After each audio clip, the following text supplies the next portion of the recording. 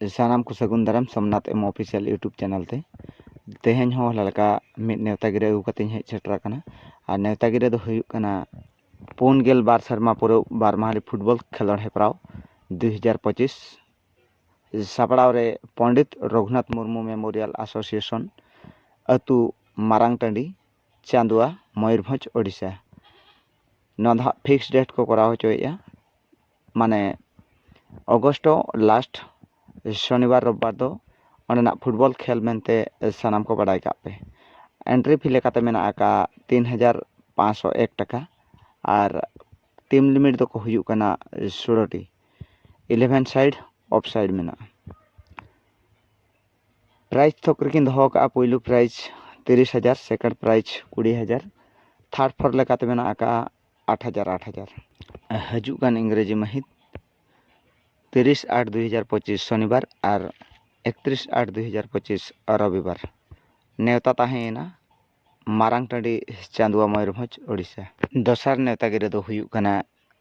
19 वर्ष पूर्व Sukul Murmu memorial football tournament 2025 सापड़ाव रे रिलेमाला एसटी स्पोर्टिंग क्लब केसुरा अतु केसुरा पोस्ट पुरुनिया डिस्ट मयूरभंज हजुग कान इंग्रेजी महित 23/8/2025 और 24/8/2025 एंट्री फी लेकाते मेना का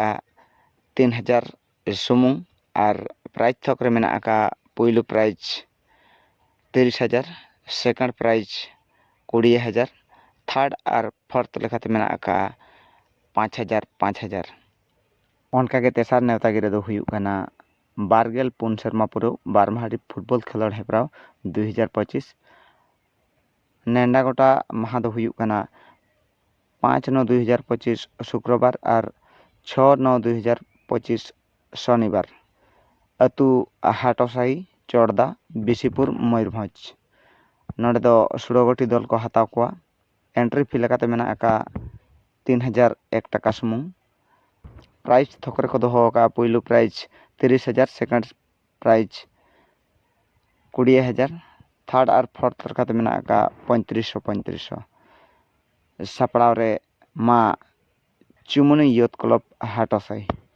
खेल लगी दाव हताव रे मेना खान दो कॉन्टैक्ट नंबर एम कना उसरा बो कॉन्टैक्ट दाड़ेया और